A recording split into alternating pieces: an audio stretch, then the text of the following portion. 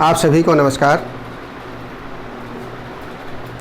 आज हम डिस्कस करेंगे इंग्लिश के बहुत ही important and interesting topic word formation. शब्द रचना।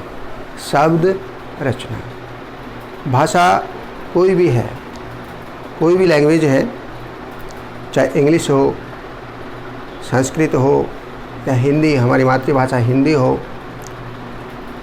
यदि आपका भाषा का विकास नहीं होगा, आप अपनी बात सही तरीके से किसी के सामने रख नहीं पाएंगे और आपको अधूरा यदि नॉलेज, अधूरा ज्ञान यदि किसी भाषा का होता है तो एक तरह से हम कह सकते हैं कि हमारी जो भाषा से संबंधित जो उपलब्धि है वो हमारी अधूरी रह जाती है। जैसा कि अभी सभी जानते हैं कि भाषा में व्याकरण का एक विशेष स्थान है। नॉलेज ऑफ ग्रामर, इंग्लिश में हम कहते हैं ग्रामर, हिंदी में व्याकरण। और व्याकरण के नॉलेज के साथ साथ हमें शब्दों की भी जानकारी होनी चाहिए, वर्ड्स। और आपकी यदि वोकैबुलरी अर्थात शब्दावली, शब्दों का आपका भंडार कम होगा तो आपको भाषा का अच्छा नॉलेज नहीं हो पाएगा। जैसे एक छोटा बच्चा होता है, 10-11 महीने का, 1 साल का, 1.5 साल का बच्चा होता है, छोटा बच्चा, तो वो अपनी बात वो किसी के सामने अच्छी तरह से इसलिए नहीं रख पाता कि उसका जो शब्द भंडार होता है, शब्दों का जो ज्ञान होता है, उसकी जो वोकैबुलरी है वो सीमित होती है। कुछ ही शब्दों का उसको ज्ञान होता है, इसलिए वो अपनी बात अधूरी कहता है। यदि उसे पानी की आवश्यकता है तो ये कहने के बजाय मैं पानी पीऊँगा या मुझे पानी दो, इसके अलावा वो सीमित शब्दों में पाई या पानी उस अपनी बात को समझाने की कोशिश करता है अपनी मदर को, अपनी माता को या अपने किसी फैमिली मेम्बर को। तो शब्दों का ज्ञान कम होने की वजह से उसकी बात अधूरी रह जाती है।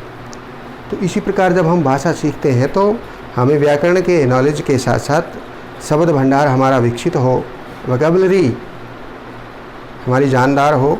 जो आपके वोकैबुलरीज में डेवलपमेंट होगा, आपकी इंक्रीजिंग सिचुएशन होगी आपकी वोकैबुलरी में, शब्दावली में, शब्द भंडार में, तो आपको भाषा का ज्ञान होता जाएगा। तो इसलिए आप बच्चों ने, आप स्टूडेंट्स ने, सभी ने देखना है कि जैसे हम कॉम्प्रिहेंशन करते हैं या कोई पैसेज पढ़ते हैं या कोई कंपोजिशन से रिलेटेड लेटर, स्टोरी या कोई ऐसे पढ़ते हैं, तो हमें ध्यान से पढ़ते रहना चाहिए अंडरस्टैंडिंग के साथ, ताकि हमें हमारी जो वोकैबुलरी है उसमें इंक्रीजिंग हो।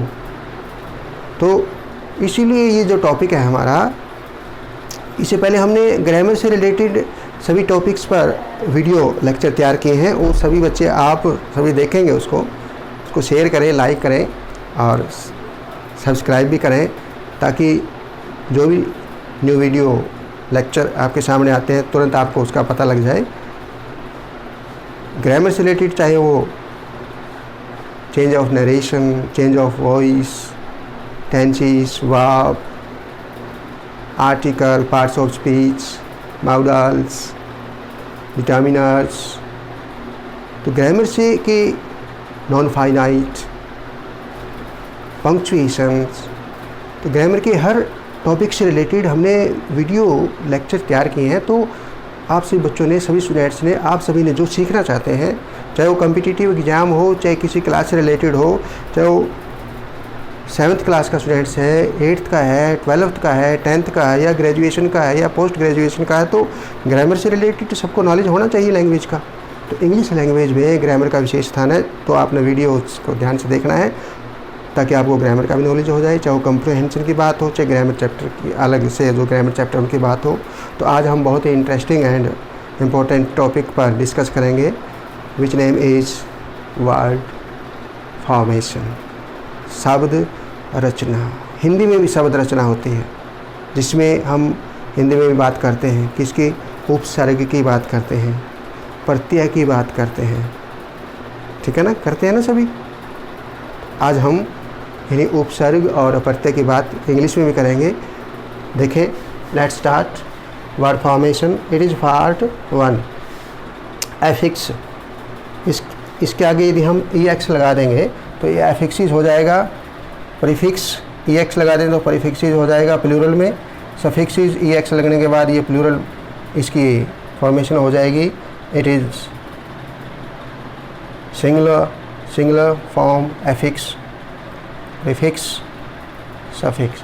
तो आप सभी बच्चे देखते हैं कि जैसे हम हिंदी में यदि हम बात करते हैं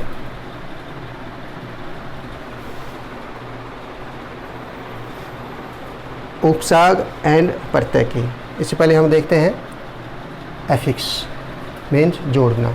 एफिक्स का मतलब होता है शब्दांश को जोड़ना। शब्दांश एक शब्द का कोई अंश, जैसे ये आ है, जीवन के साथ हमने इसके साथ जोड़ा है आ। इसी प्रकार हमो, सेमी, ट्राई, प्रो, फुल, लाई, एलवाई, लेस, एमिएंटीमेंट, नेस। तो ये शब्दांश हैं। शब्द के छोटे छोटे भाग हैं जो या तो शब्द से पहले लगते हैं या बाद में लगते हैं, तो एक नया शब्द का निर्माण करते हैं। New formation of a new word, formation of a new word. तो हम देखते हैं इसमें एफिक्स, शब्दांश को जोड़ना। 2 parts of affix, prefix and suffix. Prefix में ही इसमें अंडरस्टैंडिंग हम देख सकते हैं। इसमें फिक्स का मतलब होता है जुड़ना, फिक्स हो जाना, जुड़ जाना। प्री का मतलब पहले, प्री मीन्स पहले, ठीक है ना। तो प्री पहले, फिक्स जुड़ जाना। जो बेस वर्ड होता है हमारा, जो मूल शब्द होता है बेस वर्ड, जैसे इसमें हैप्पी है, उससे पहले जुड़ करके एक नए शब्द का जो निर्माण करता है उसको हम कहते हैं प्रीफिक्स। क्या कहते हैं? प्रीफिक्स, जिसको हिंदी में क्या कहते हैं? उपसर्ग। और सफिक्स प्रत्यय, जो शब्द के बाद में, जैसे ये हैप्पी है, इसके बाद में लगा है LY, शब्द के बाद में लग करके एक नए शब्द की रचना होती है, एक नए शब्द की रचना होती है, तो उसको कहते हैं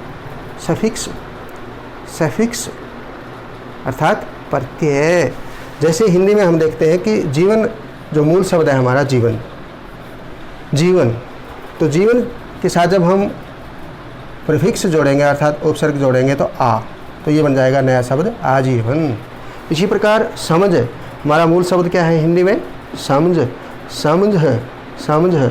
और दार, इसके साथ हमने क्या लगाया? प्रत्यय, तो ये बन गया समझदार। तो इस प्रकार प्रत्यय और उपसर्ग हिंदी में भी बहुत विशेष स्थान है इनका, और हजारों शब्दों का निर्माण हो जाता है। इसी प्रकार इंग्लिश में जो मूल शब्द होते हैं, जो बेसिक वर्ड होते हैं, बेसिक वर्ड्स, उनके साथ या तो सफिक्स के रूप में या फिर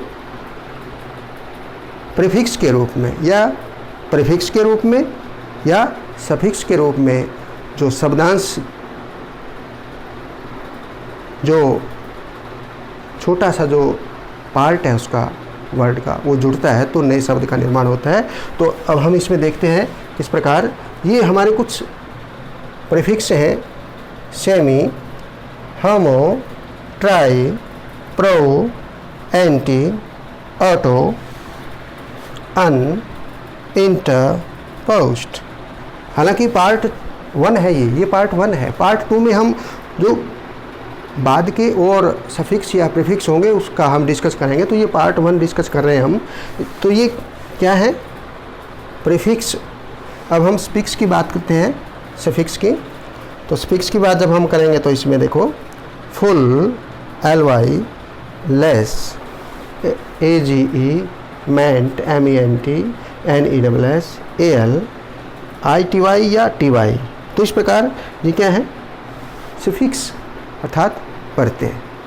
तो अब इन प्रीफिक्स से वर्ड का जो निर्माण होता है सबसे पहले आप सबने देख लिया होगा वर्ड फॉर्मेशन, जिसको हिंदी में क्या बोलते हैं, शब्द रचना। शब्द रचना, नए शब्द की रचना करना प्रत्यय और उपसर्ग लगा करके।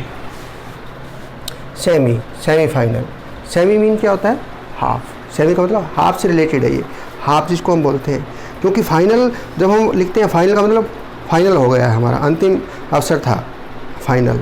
अब फाइनल से पहले का जो हाफ पोजीशन है उसको क्या कहेंगे हम, सेमीफाइनल। सेमीफाइनल, तो इसमें प्रीफिक्स क्या है, सेमी। इसमें सेमी। स्किल्ड, स्किल्ड होता है निपुण, जो आधा निपुण है, पूरा निपुण नहीं है, कोई कुशल नहीं है, तो उसके आगे हमने क्या लाया, सेमी। सेमी स्किल्ड, तो इसमें क्या हुआ, prefix semi. Semifinal, semi skilled. आगे होमो। होमो का मतलब होता है सेम, सेम एक जैसा। Homograph, homograph. ग्राफ का मतलब राइटिंग, जैसे विंड होता है, विंड और वाइंड।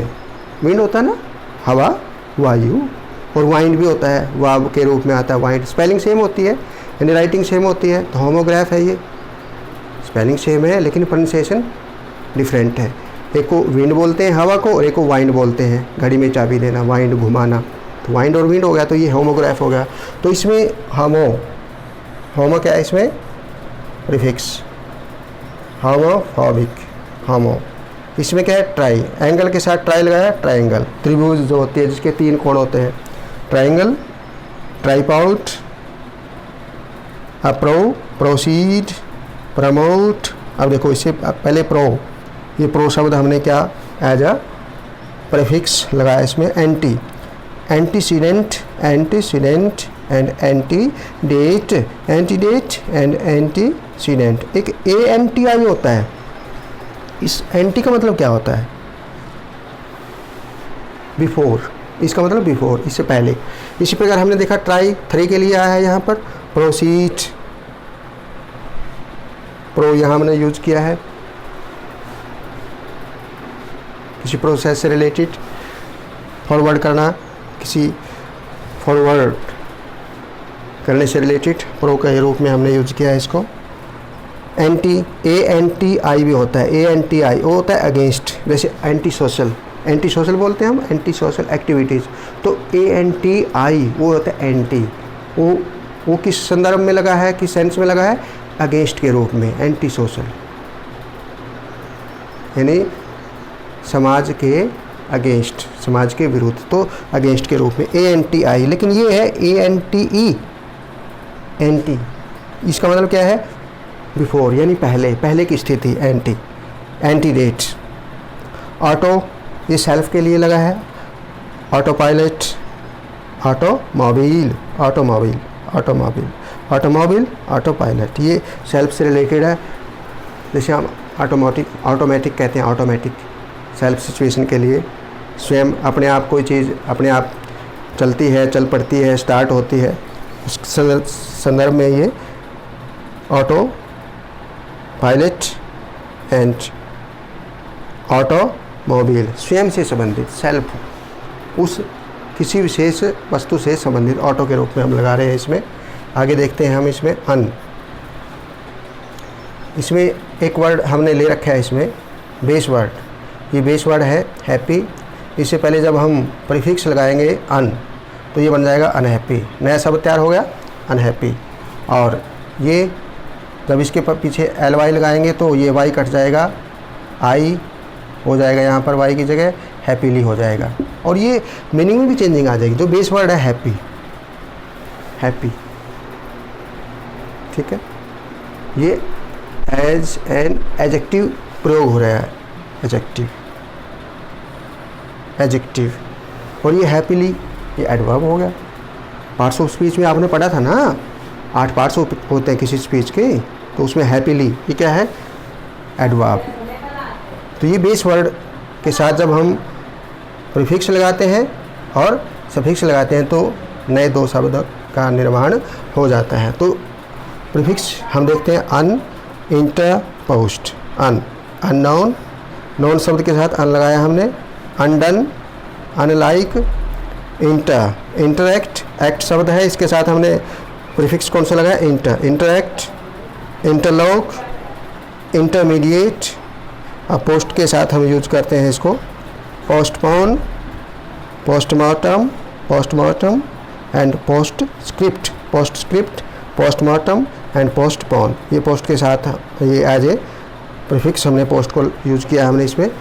आगे हम फिक्स के रूप में देखेंगे इसमें फुल, LYLESS। देखें थैंकफुल, होपफुल, LY में सॉफ्टली, स्लोली और लेस में होपलेस, माइंडलेस। जैसे ये जो थैंक वर्ड है यहाँ पर, thank as a verb use हो रहा है। थैंक्ड, थैंक्ड करते हैं, थैंक्ड।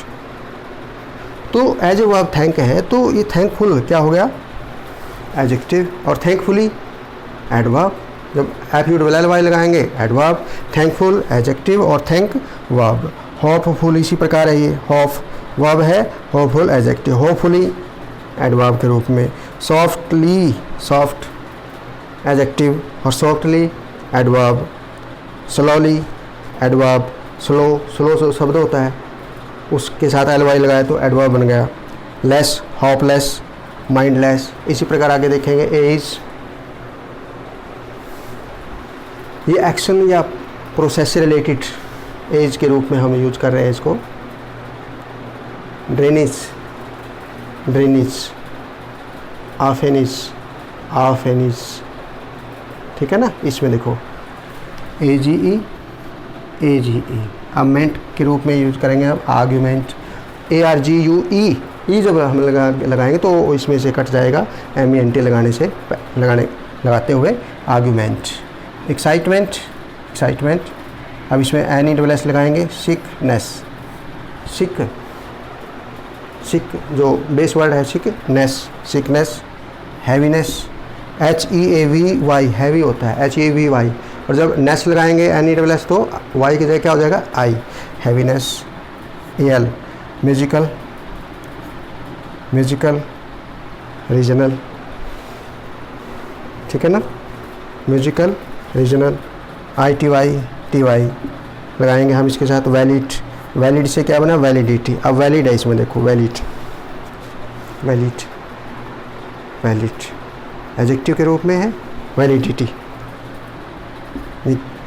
वैलिडिटी, वैलिडिटी नाउन के रूप में इसमें हमने यूज कर लिया।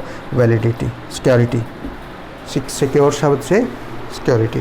तो इस प्रकार आपने देखा कि किस प्रकार जैसे हिंदी में उपसर्ग और प्रत्यय का हम प्रयोग करते हैं। उपसर्ग शब्द से बेस वर्ड से पहले लगता है और प्रत्यय बाद में। इसी प्रकार हिंदी में जैसे हमने जीवन के साथ आजीवन, समझ के साथ दार, ये प्रत्यय समझदार।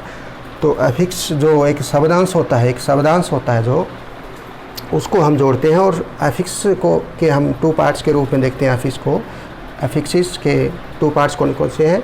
प्रीफिक्सिस, जब हम इसके ES पीछे लगाएंगे तो ये प्लूरल में सेंस हो जाएगी। ये प्रीफिक्स है, उपसर्ग जिसको बोलते हैं, और ये सफिक्स है जिसको हम प्रत्यय बोलते हैं। तो ये बेस वर्ड के साथ प्रत्यय बाद में लगता है, सफिक्स बाद में, शब्द के बाद में। और जो प्रीफिक्स होता है, प्री का मतलब पहले लगने वाला जो शब्दांश होता है उसको हम प्रीफिक्स बोलते हैं। प्री पहले, फिक्स होने वाला, लगने वाला, जुड़ने वाला, उपसर्ग के रूप में। तो इस प्रकार हमने देखा कि वर्ड फॉर्मेशन में, शब्द रचना में, ये पार्ट 1 में हमने किया है किस प्रकार हम प्रीफिक्स एंड सफिक्स को जोड़ करके नए शब्दों का निर्माण करते हैं और अपनी भाषा को स्ट्रॉन्ग बनाते हैं। समझे सभी? डिस्कस करना आपने आपस में, और रीडिंग करनी ज़्यादा और अपने टीचर्स की, अपने पेरेंट्स की, अपने ब्रदर्स एंड सिस्टर की हेल्प लेनी है आपने, ताकि आपकी जो लैंग्वेज है स्ट्रॉन्ग हो जाए और आपको भाषा का अच्छा ज्ञान हो जाए, ताकि आप अच्छी तरह से, चाहे वो ग्रामर की बात हो, चाहे स्पोकन इंग्लिश की बात हो, आपको किसी प्रकार की कोई प्रॉब्लम न हो। ओके, थैंक यू, धन्यवाद, जय हिंद।